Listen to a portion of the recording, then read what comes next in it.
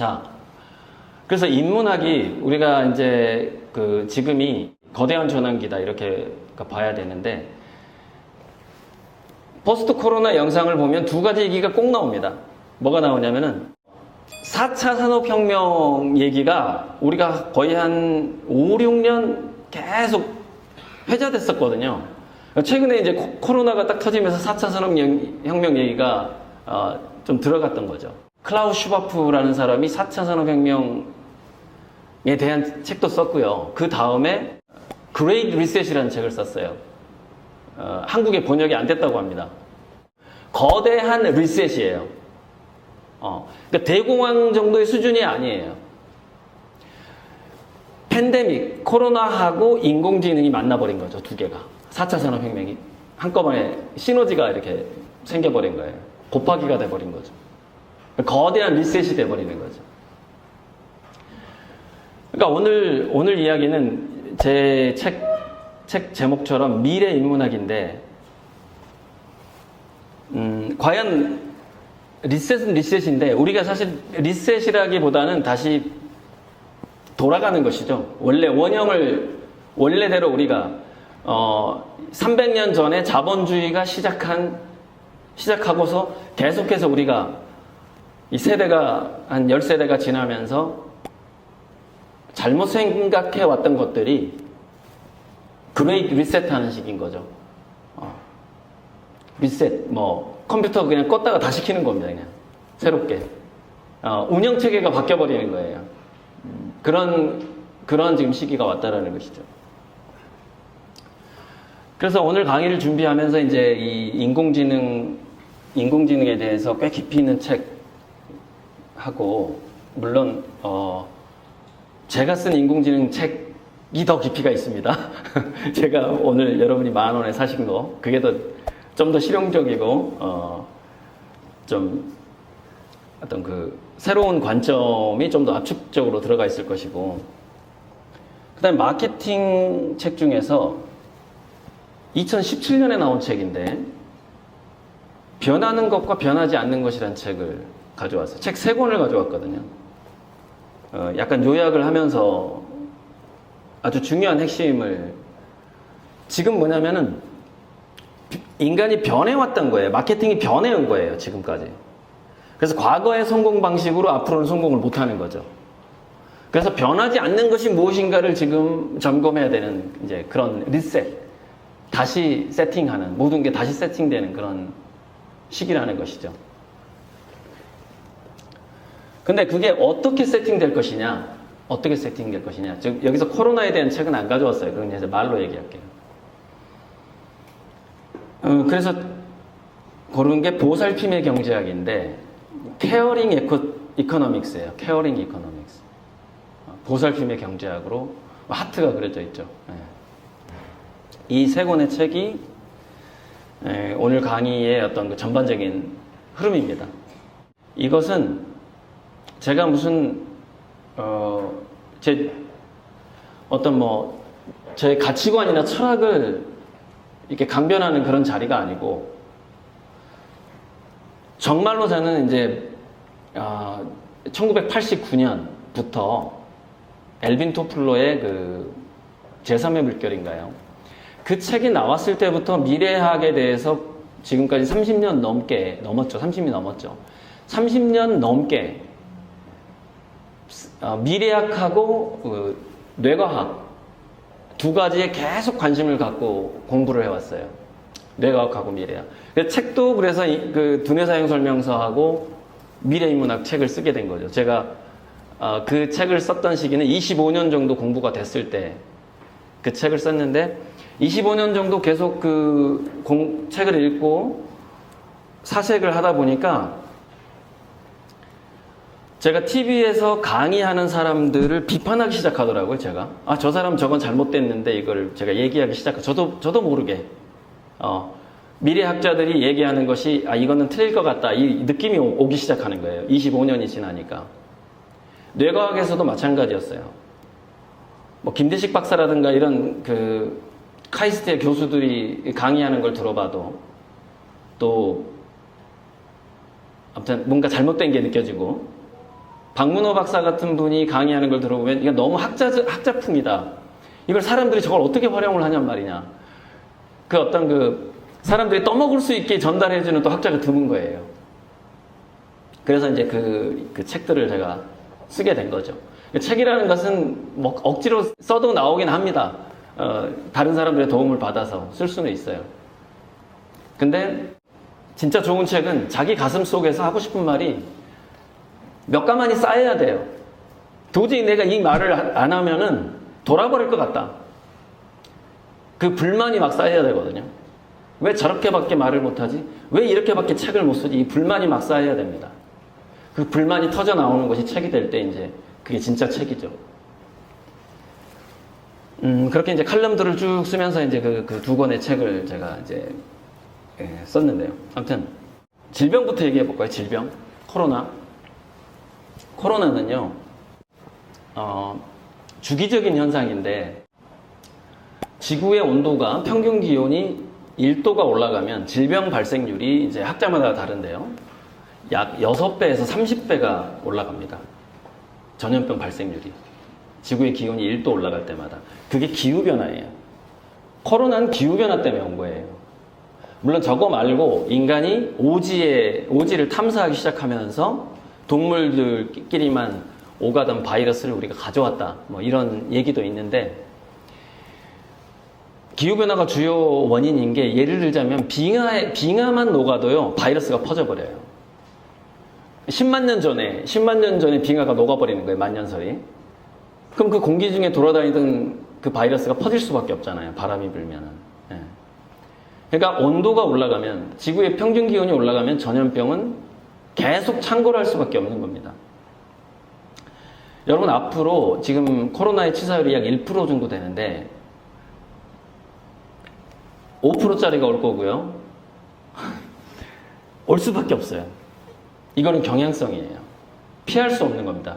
시간의 문제지. 언제 오느냐의 문제예요. 진화생물학을 공부를 해보면 우리 DNA에 우리의 선조들이 그러니까 쭉 선조들이 과연 몇 프로씩 살아남아서 진화됐는가라는 그 퍼센트가 나옵니다. 15% 정도예요. 무슨 얘기냐면은 지구상에서 생명체 진화를 이끌었던 전염병은요 치사율이 85%입니다. 그래서 저는 85%짜리 전염병이 올 수 있다고 생각합니다. 그렇게 생각해요. 자, 무슨 얘기냐면은 비대면하고 가상현실은 강해질 수밖에 없다는 것이죠. 계속해서. 이거는 다시 회복되지 않는다라는 겁니다. 왜? 지구 기온이 떨어지진 않잖아요. 지구 기온이. 전염병 발생률은 계속 발생할 수밖에 없는 겁니다. 이게 아주 주기적인 현상이에요. 지구상에서 100만 년 동안 계속됐던 현상입니다. 계속해서. 온도가 올라갈 때마다 대량 멸종이 일어납니다. 그러니까 우리 인간 종이라고 해서 피해갈 수 있는 방법이 없는 거예요. 그러니까 과거에 예를 들어서 5만 년 전, 10만 년 전에 지구상의 기온이 올라갔을 때 어떤 종이 다 멸종했겠죠. 멸종할 때 어마어마하게 그 생물 다양성이 그 단속 평형설이라고 하는데 그 진화생물학에서 생물종이 확 퍼지다가요 갑자기 90%가 사라지는 때가 와요. 그래서 크리스마스 트리처럼 이렇게 종의 분화가 일어나다가 크리스마스 트리가 거꾸로 돼 있다고 생각해봐요. 이렇게 종의 분화가 일어나다가 어느 시기에 종이 10분의 1로 줄어버립니다. 거의 한 95%가 사라지는 때도 있어요. 지구상에서. 그게 이제 여러 가지가 있죠. 뭐 해성 충돌, 기후변화, 뭐 화산 폭발, 뭐 여러 가지. 근데 거기에 전염병이 끼어 있는 것이죠. 그래서 우리 인류가 이제 인공지능이 나오면서 희망은 뭐냐면은 인간이 신기술을 발명하는 속도보다 인공지능의 도움을 받을 때 굉장히 빠르다는 겁니다. 그래서 기후변화로부터 우리 인간이 어떻게 살아남고 할 것이냐에 대해서 낙관적인 사람들은 인공지능이 우리의 구세주가 될 거라고 얘기를 합니다. 왜? 인공지능이 해법을 찾아낼 거기 때문에. 네. 지금 역시 코로나 백신도 인공지능이랑 같이 개발하고 있어요. 지금 이런 어떤 의료계에서도. 그러니까 구세주가 되는 것이죠. 반대로 반대로 인공지능이 어떤 인공지능이 이런 얘기를 한 적이 있어요. 근데 나중에 농담이라고 그랬는데 인간을 멸종시킬 것이다 라고 말한 인공지능이 있었어요. 그 여자 인공지능인가 그랬는데 소피아인가. 그리고 또 한 인공지능은 인간들을 인간 동물원에 가두고 내가 잘 보살필 것이다 이렇게 얘기한 그 한스인가라는 인공지능이 있었고, 또 한 인공지능이 있었는데 뭐라고 얘기했냐면은 인간들의 미사일 시스템을 내가 해킹할 것이다 이렇게 얘기를 한 인공지능이 있었어요. 무슨 얘기냐면 지구상에 있는 핵무기하고 크루즈 미사일 전체 시스템을 자기가 해킹하면 자기가 전체 인류를 지배할 수 있다는 거예요. 니네들 나한테 잘못 보이면 미사일 다 발사시켜 버릴 거야 이거죠.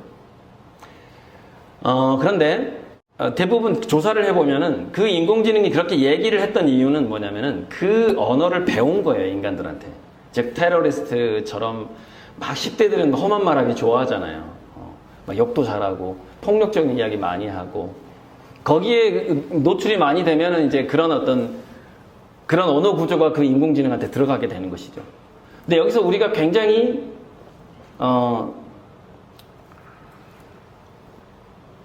인공지능 학자들이 놓치는 게 있는데, 뭘 놓치느냐면은, 그러니까 인공지능하고 기계는 공부했는데 이 사람들이 진화심리학하고 진화생물학 공부를 안 해가지고 놓치는 게 있어요. 인간의 욕망은 어디에서 오는가, 이걸 놓쳐버리는 거예요. 인간의 욕망은 여러분 어디에서 오는 것 같아요? 인간의 욕망은 인간은 체내의 물질이, 호르몬 물질이 변한 다음에 욕망을 느낍니다. 몸이 먼저 변해요. 근데 그 인간 체내의 물질이 변하는 것이 아주 좀 복잡한 문제가 있는데 좀 무의식적으로 변하는 경향이 있어요. 무의식적으로. 그러니까 마치 인간의 잠재의식 속에 모든 것을 아는 어떤 귀신이 들어있는 것처럼 우리 몸이 우리의 그 되뇌 피질보다, 두뇌 의식보다 먼저 위험을 감지한다거나, 그런 어떤, 모든 인간들은 그런 짐승 같은 촉이 있어요. 촉. 그 촉을 잃어버리면 이제 사는 게 좀 많이 힘들어지죠. 왜? 타이밍을 놓쳐버려요. 인간이 촉을 잃어버리면. 타이밍을. 지금 이걸 포기해야 될 때, 투자를 들어가야 될 때, 돈을 빼야 될 때, 이 타이밍을 놓치게 돼요. 촉을 잃으면. 제가 뇌과학을 연구해보니까 인간이 어디서 가장 촉을 잃어버리냐면 학교 교실에서 그걸 잃어버립니다. 네. 그래서 여러분 경험 있을 겁니다.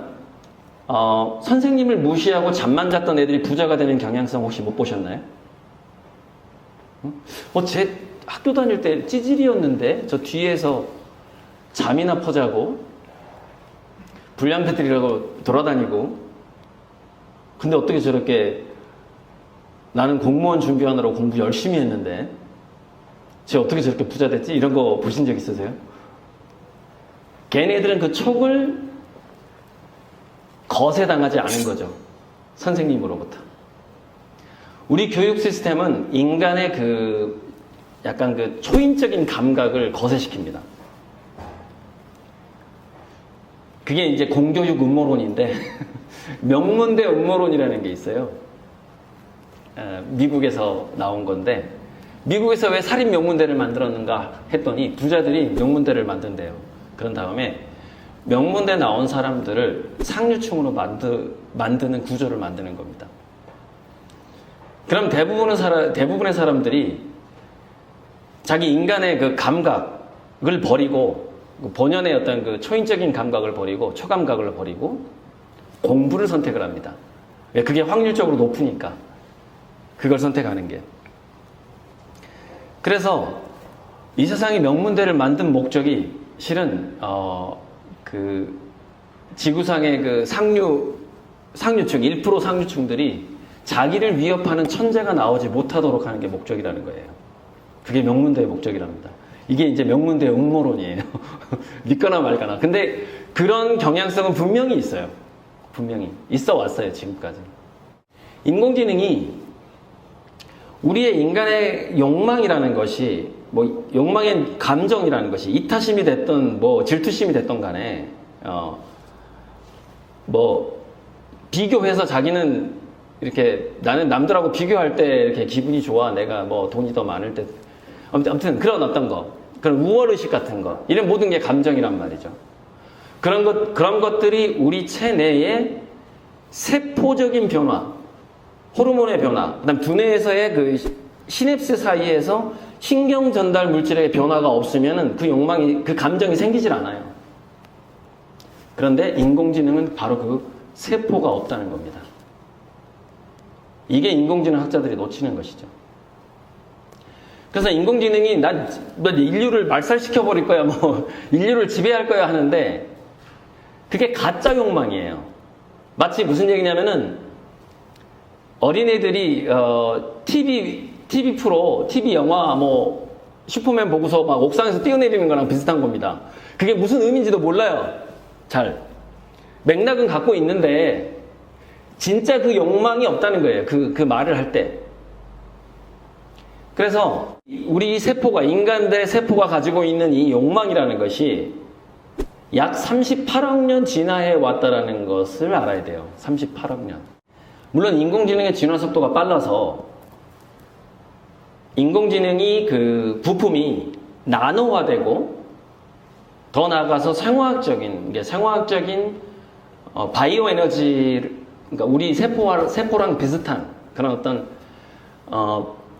나노바이오가 인공지능 로봇에게 장착이 된다면, 그렇게 해서 얘가 사람인지 로봇인지 구분이 안 되게 된다면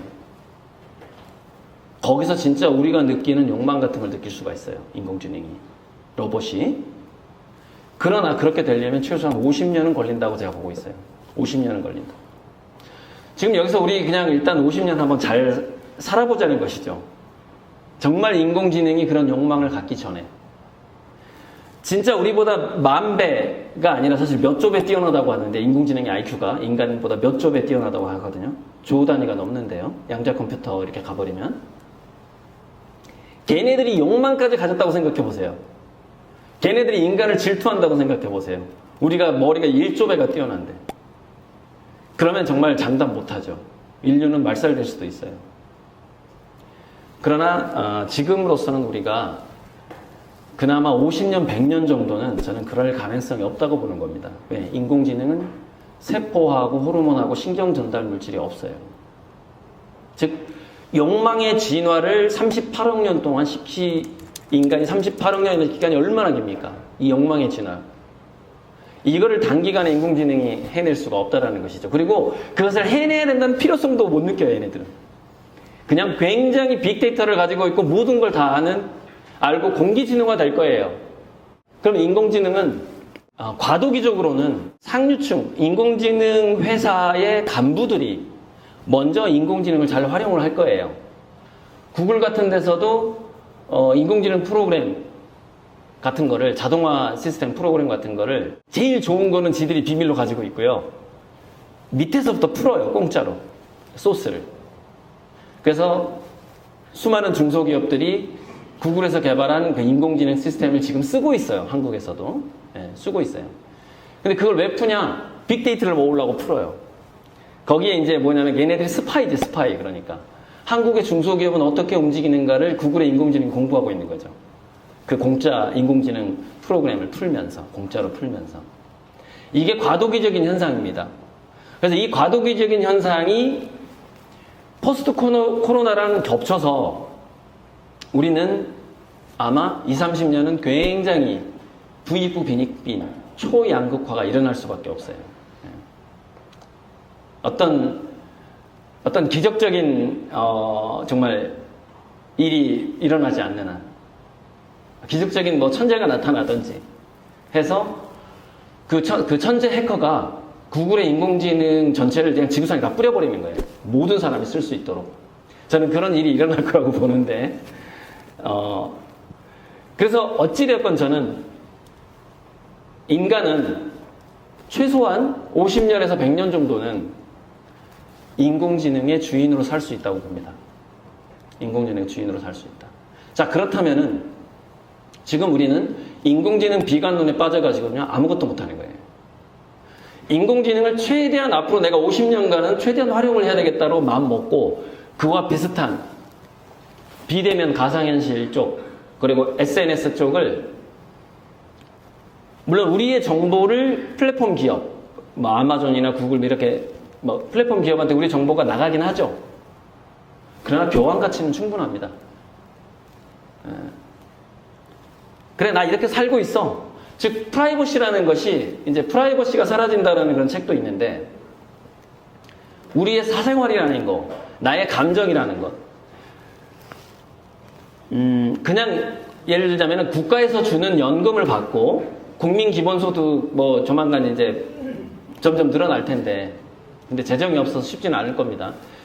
우리 인간이 소비를 줄이지 않는 한 국민 기본소득은 불가능해요. 그래서 이제 국민 기본소득으로 가기 전에 한 두세 가지 과도기가 있는데 하나는 이제 극빈층에게 가는 그건 지금도 이루어지고 있죠. 또 하나가 있는데 그 과도기가 뭐냐면은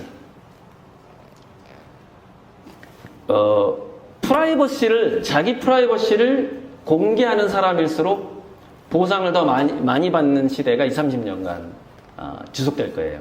즉 자기가 어디를 돌아다니고 누구를 만나고 내가 무슨 대화를 했고 난 무슨 생각을 가지고 있고 이것을 SNS든 뭐 인터넷과 휴대폰을 최대한 활용을 해서 그것을 많이 사용하는 사람일수록 많이 쓰는 사람일수록 뭐 게임이라도 그러니까 이런 어떤 게임 애들 막 게임에 중독된 애들 많죠. 근데 생각보다 게임을 열심히 하는 그 애들 그리고 젊은이들이 돈 많이 버는 사람 많습니다. 게임만 전문으로 하는 기업도 있어요. 거기서 막대한 돈이 돌아가거든요. 막대한 게임 머니가 돌아가요.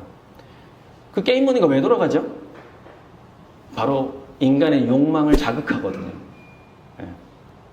우리의 원동력이 자 인공지능과 인간의 결정적인 차이를 좀 알아듣기 쉽게 되게 좀 우리 실감나게 한번 표현을 해보자면 이런 게 있어요. 인간은 돈 쓰는 재미를 알지만 인공지능은 돈 쓰는 재미를 모릅니다. 인공지능이 돈 쓰는 재미를 모르기 때문에 플랫폼 기업은 인공지능을 통해서 막대한 돈을 벌어들이긴 할 거예요. 근데 극소수가 그 돈을 벌어들이기 때문에 그걸 다시 풀지 않으면 경제가 안 돌아가 버려요. 그래서 인공지능이란 존재는 저절로 부의 재분배를 가져올 수밖에 없습니다. 인공지능이 결합된 플랫폼은. 그런데 그 플랫폼 기업의 부의 재분배, 벌써 페이스북이라든가 이런 데서 이제 그 얘기가 나오고 있어요. 플랫폼 기업의 부의 재분배는 그냥 뭐 인간이면 다 주는 게 아닙니다. 자기 기업에 정보를 많이 제공했던 사람들에게 우선적으로 줄 수밖에 없어요.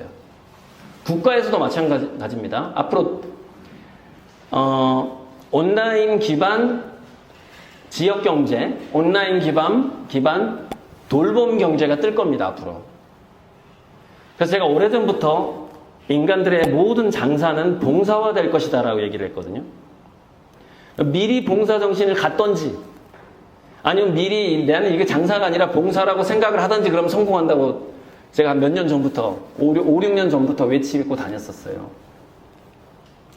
그리고 그 5, 6년 전부터 5, 6년 전 영상 유튜브에 이미 올라가 있어요. 그러니까 이건 뭐 다 증거가 있죠. 미래사회 마케팅 시장은 온디맨드하고 O2O가 가장 중요해진다고도 여러 번 얘기했습니다. O2O. 온오프라인의 트윈스.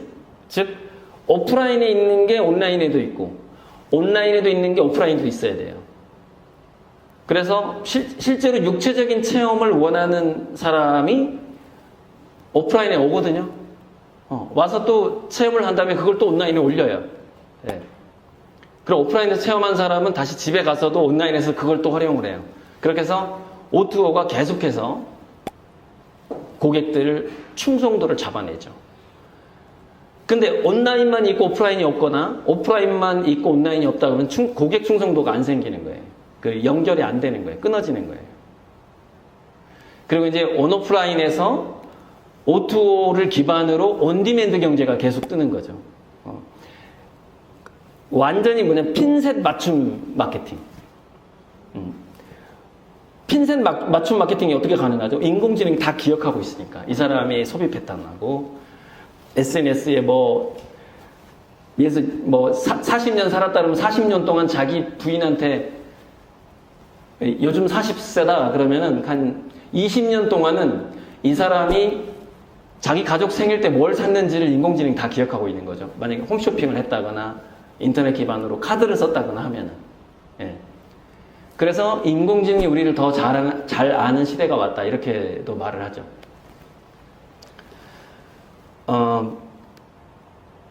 두 가지 도표를 한번 보여주고, 그 다음에 책 요약하고, 이렇게 이제 시간이 굉장히 빨리 가니까 수다를 떨다 보면은.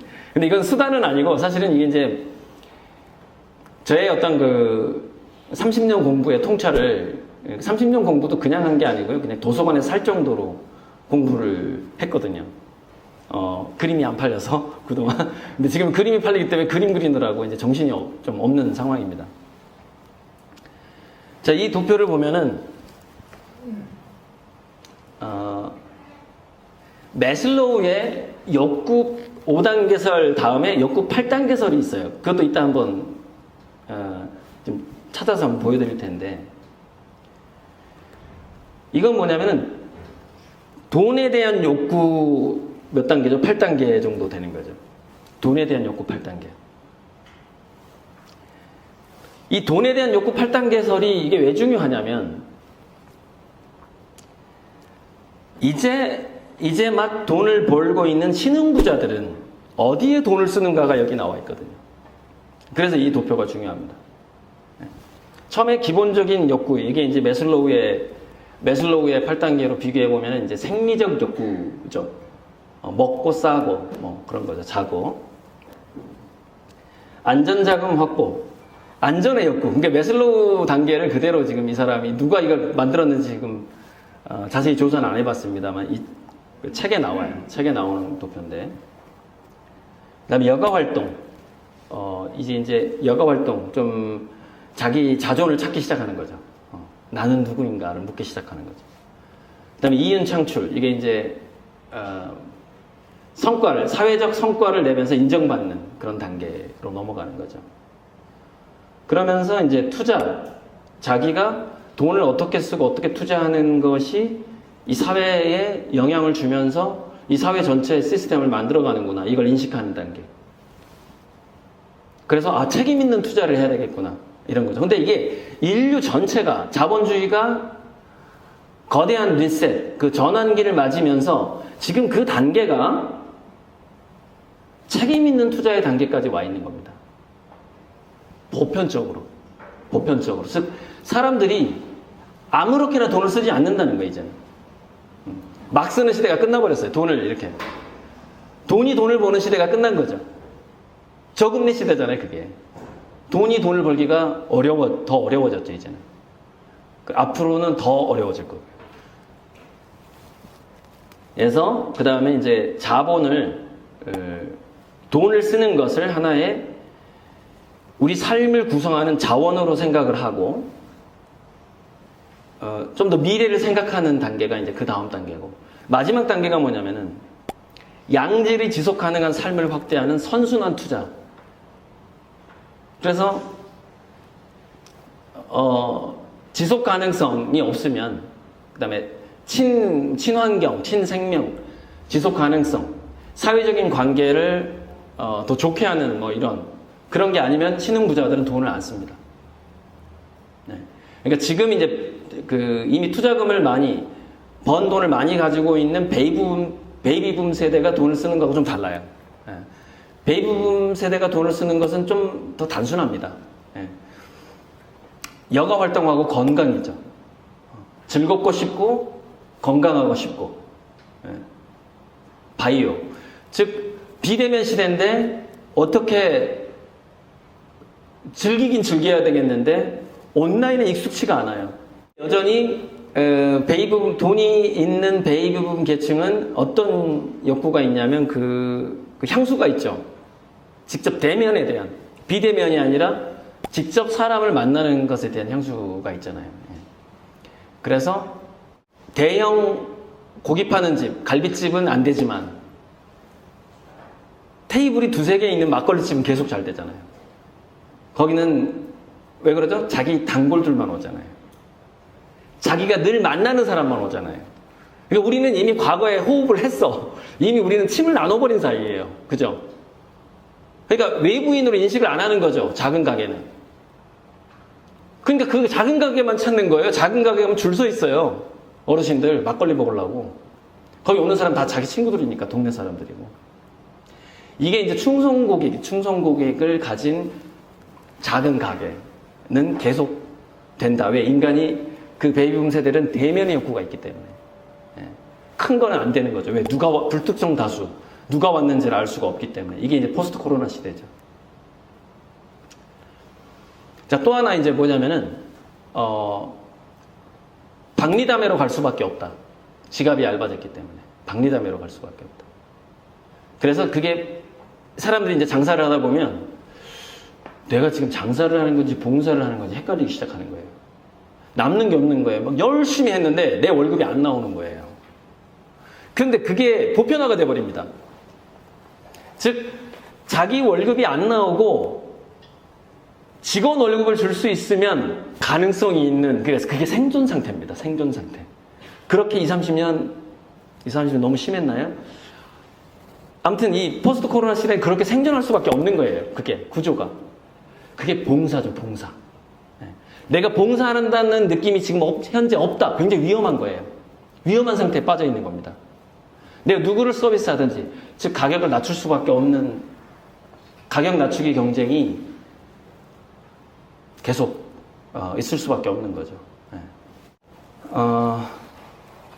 이 매슬로우 피라미드가 포스트 코로나, 거대한 리셋하고 어울리는 측면이 있어요. 매슬로우가 말년에 자기 친구한테 이런 얘기를 했다는 겁니다. 내가 피라미드를 잘못 그렸어. 뒤집어 쌓였는데 이 얘기를 하고 죽었다는 거예요. 무슨 얘기냐면, 자기가 이제 젊은 시절 연구할 때는, 인간의 욕구는 당연히 1차적으로 생리적인 단계, 안전, 소속감, 친구, 자존감, 나 이제 사회적으로 입신했어. 입신했어. 그 다음에 이제 자아실현, 이게 성공했어, 이거거든요. 근데 자아실현의 욕구로 가기 전에 이제 두 가지를 매슬로우가 자아실현 욕구를 4개로 나누죠. 인식의 욕구가 먼저, 뭔가 배움의 욕구가 있다는 거죠. 그거를 완성하고자 하는 욕구가 미적인 욕구라는 거예요. 그러다가 인식의 욕구와 미적인 욕구를 지나서 자아실현의 욕구로 갈 수 있다는 거죠. 근데 사람이 자아실현을 딱 하면은, 그러니까 그 자본주의가 어찌 보면은 이제 소수의 이야기겠지만, 성공한 소수의 이야기이겠지만, 그 사람들은 자아실현 단계까지 온 거거든요. 그런데 제글치라던가 빌 게이츠, 그다음에 저커버그, 페이스북에 이런 친구들 90% 다 기부하겠다 이렇게 나오죠. 네. 그게 뭐냐면 자기 초월의 욕구입니다. 맨 마지막. 물론 다 기부하고 남는 돈도 어마어마한 돈이겠지만은 어쨌건 간에 자아실현의 욕구를 넘어가죠. 그 어떤 부의 어떤 특정 단계를 넘어가면은. 그때부터는 자기 초월을 하지 않으면 행복하지가 않은 겁니다. 어떤 뭔가 자기가 봉사하고 있다는 느낌이 안 들면 안 행복한 거예요. 돈과 그 행복 지수의 그 상관관계 아시잖아요. 그게 대략 보니까 한 달에 1,200 정도, 한 달에 1,000만 원에서 1,200만 원이 넘어가게 되면은, 그 돈에 의해서 행복도가 증진되는 게 아니라 그 사람의 그 인간관계에 의해서 행복도가 좌지우지되는 단계로 넘어갑니다. 그러니까 한 달에 1,000만 원 정도 벌 때까지는 더 벌수록 행복해지는 거죠. 쓸만한 거예요. 1,000만 원, 한 1,200까지는. 그러니까 연봉 한 1억 2천에서 1억 5천 정도까지는. 예. 아주 기분이 좋습니다. 더 많이 생길수록. 근데 그 다음에서는 행복을 만드는 요소가 돈이 아니라 다른 걸로 바뀌어가더라는 것이죠. 자, 그런데 매슬로우가 생각해보니까 그게 아니더라는 거예요. 자기가 이제 말년이 됐어요. 그랬더니 반대 피라미드, 옆 피라미드가 있더라는 게, 옆 피라미드. 무슨 얘기냐? 인간이 마치 신과 합일된 경지 같은 거, 그리고 자기 자신이 확장이 돼서 불교 철학에서는 불일불이라고 그러는데, 그러니까 우리가 남이 가는 좀 이렇게 나쁘게 쓰인 말이고요. 어쨌건 나와 타인, 동물, 환경이 하나의 그물망처럼 연결돼 있구나. 이걸 깨닫는 거거든요. 그래서 우리 집 강아지가 불행하면 나도 불행할 수 있고, 옆집 할머니가 아프면 결국에는 우리 집 애가 그 코로나에 걸릴 수 있고, 이번에 이 코로나가 그런 거거든요. 다 연결돼 있다는 거죠. 인간 정이 얼마나 유사한가. 이 코로나가 흑인, 백인 따로 가는 게 아니잖아요. 인간의 DNA가 비슷하다 보니까. 그걸 완벽하게 느끼는 상태, 전체를 하나로 보는 상태. 자기가 또는 어떤 신앙심에 있어서 신과 이렇게 함께 사는 그런 상태. 이건 착한 정도가 아니라 정말 자기를 비우고 사는 그 상태. 그게 초월적인 욕구까지가 간 단계인데, 그 단계를 갖고 있지 않으면, 그 단계를 기본적으로 그 사람이 그 감각이든 그 성취를 하고 있지 않으면 자아실현이 안 되더라는 겁니다. 아무리 하려고 그래도 안 되더라는 거예요. 기본 요소가 빠져 있는 거예요. 즉, 내가 점점 더 부자가 되고 다른 사람들보다 내가 더 재산이 많아지고 하는 것에서 자아실현의 욕구를 느낀다면은 끝없는 갈증이 시달린다는 것이죠. 항상 나보다 부자가 있으니까요. 자기 초월의 욕구가 없으면 자아실현이 안 되더라는 것이죠. 자아실현이 욕구, 이게 또 없으면 사람들은 아름다움을 포기하더라는 거예요. 아름다움을 포기한 분 좀 많이 보셨죠? 자아실현의 욕구가 없는 거예요. 아름다움을 포기해버립니다. 그 아름다움의 욕구가 없는 사람들은 뭔가를 배우지 않더라는 겁니다. 배우질 않아요. 더 배우려고 하질 않아요. 여기 오신 분들은 지금 아름다움의 욕구와 자아실현의 욕구가 지금 가득 찬 분이시죠. 그래서 그런지 아름다움을 포기하신 분이 없네요. 아무리 둘러봐도. 절대 포기하지 않았네요. 보니까 스타일이. 자, 더 안 배우려고 하는 거예요. 그러다 보니까 자존감이 계속 떨어지는 겁니다. 지금 계속 밑으로 내려오는 거예요. 도표가. 자존감이 떨어지는 거예요. 자존감이 떨어졌더니 어떻게 돼요? 친구를 만나기 싫어요. 소속감을 잃어버리는 거예요.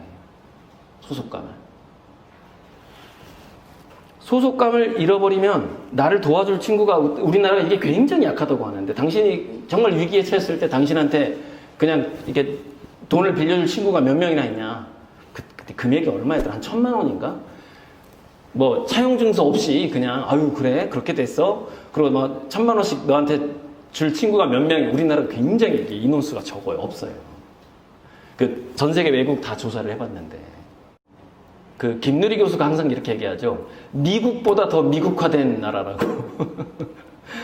그러니까 우리가 남이가 정이 많이 있는 것 같잖아요. 근데 생각보다 굉장히 개인적입니다. 한국이. 개인적이라기보다는 좀 표현이 달라요. 뉘앙스가 좀 다른 건데, 우리는 6.25, 임진왜란, 이런 트라우마가 있어가지고, 금반지를 꼭 갖고 있어야 돼. 이 금반지를 줘버리면 전쟁 나면 큰일 나거든. 이거 전쟁 났을 때 이거 보석을 내가 들고 가야 되는데, 그 정잣돈하고 쌓아놓고 자는 욕구가 강해요. 이게 돌고 돌지 않아. 우리가 재난을 경험한 트라우마의 민족이다 보니까. 그래서 못 빌려주는 거예요. 한 100만 원 단위까지는 모르겠지만 1,000만 원 단위 이건 쉽게 빌려주질 못하는 거예요. 그냥 누가 친구가 위험에 처했을 때 갖고 있어야 되니까. 예, 약간 그런 게 있어요. 미국하고 좀 다른 측면이. 근데 그런 측면으로 약간 개인적인 측면이 있습니다. 한국이. 자기를 아무런 조건 없이 이유 없이 도와줄 만한 친구가 굉장히 적다고 대답하는 나라예요. 굉장히 하위권입니다. 그래서 한국은 굉장히 소속감에 약해요. 낮아요. 그래서 사람은 소속감이 낮으면 어떻게 돼요? 불안해집니다. 안전의 욕구. 불안해져 버려요. 자기가 안전하지 않다고 생각해요. 불안하고 공포심이 있어요. 그러니까 우리가 그러니까 유전무죄 알죠? 유전무죄, 무전유죄. 이 역사가 지금도 펼쳐지고 있잖아요. 권력이 있고 돈이 있으면 무죄가 되는데 그렇지 않으면 유죄가 되는. 지금도 우리가 TV에서 보잖아요. 이게 완전히 너무 뿌리 깊게 박혀 있는 거예요. 그래서 불안하게 생각합니다. 그래서 움켜쥐려고 하죠. 이 돈을. 자, 불안한데 어떻게 돼요? 그러면은 생리가 망가져버려요. 호르몬이 망가져버려요. 근데 제가 지금 옆 피라미드를 지금 설명을 했는데 거대한 리셋의 시대, 포스트 코로나의 시대는 바로 이 매슬로우 단계에서 매슬로우 욕구 피라미드 단계가 뒤집어진 상황이다 이렇게 생각해 보면은 편합니다. 그러니까 지금은 뭐냐면은 자본주의 방식, 70년대, 80년대 성장기의 그 자본주의의 방식, 우리의 할아버지 또는 우리의 아버지가 나에게 교육시켜왔던 말들, 그거는 매슬로우 단계에서 이거 정상 피라미드 방식이거든요. 너 인마 성공해야 되는 거야, 성공해야 되는 거야. 계속 올라가는. 너 이 다음 단계로 넘어가야 돼. 이 단계거든요. 근데 그것을 내려놔야 되는 거예요, 지금은. 포스트 코로나 시대에는. 그래야지 뭐냐. 첫째, 사실 경제적으로는 망해갈 거예요. 경제적으로는 수입이 줄어들고 망해갈 건데 그것을 망해간다. 내가 수입이 줄어들고 있다. 고객이 줄어들고 있다라는 인식을 버려야 돼요. 이 지구 문명 전체가 성숙의 단계로 가고 있구나. 그러면은 나도 동참해야지 뭐. 나도 내려놔야지. 나의 성공의 그 기준을 기준하고 돈하고 분리시키자. 이건 관계가 없는 거다라는 그 생각을 지금 현재 하지 않으면 계속해서 장사를 하려고 들어요, 사람이. 봉사를 하고자 하는 마음이 안 들거든요. 그러면 어떻게 되는 줄 알아요? 이상한 미소가 나와, 손님이 왔을 때. 밝지가 않아요. 썩소가 나와요, 썩소가. 이게 그 제8요일이라는 영화에서 나오는데, 신발 가게 가가지고, 그 사람이 이렇게 김기수 선생님처럼 소통의 리더십 같은 거 강의하는 강사가 이제 그 영화에 잠깐 나와요. 8요일에. 그래서 이제 신발 매장의 그 매장 직원한테 당신의 미소는 그렇게 웃으면 안 된다는 산도가 이렇게 설명하는 장면이 거기 나오는데, 조사를 해보면 인간이 그 눈가에 주름이 있잖아요. 이 눈가에 주름이 지는 게 진짜 미소냐 아니냐를 판별하는데 굉장히 중요한 기준이고요. 그 다음에 이빨이 좀 보이는 게 좋아요. 그러니까 좀 제일 안 좋은 미소 제가 한번 이렇게 흉내 내볼까요? 호호호호 이거 그 주름 생기는 거 싫어가지고 이렇게 웃는 분이잖아요. 이렇게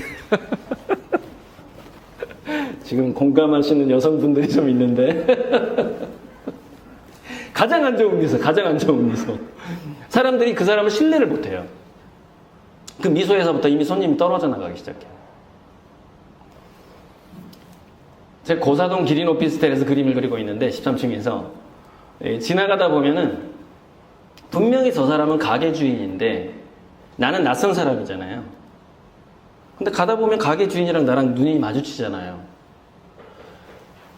근데 장사가 잘 되는 데는요 10m 떨어져 있고 저 안에가 있거든요. 나한테 인사를 하는 거예요. 그 종업원하고 사장이 다 동시에. 나 그냥 길거리 이렇게 지나가고 있는데 눈 딱 마주치면 바로 인사해요. 근데 썰렁한 집은요, 특성이 있어요. 인상 쓰면서 간판을 해놔요. 인상 쓰면서 간판을 해놔요. 그게 원인이라는 생각을 못 하는 거예요. 그게 원인이라는 생각을 못 하고 있는 거야. 자기가 원인인데. 자기가 왜 장사가 안 되는지 잘 몰라요. 그래서 그 진정한 미소는 자기 초월의 욕구가 진짜 자기 가슴에 자리 잡지 않으면 나오질 않습니다. 친절함이라는 것이 인간은 본능적으로 그걸 느껴버리기 때문에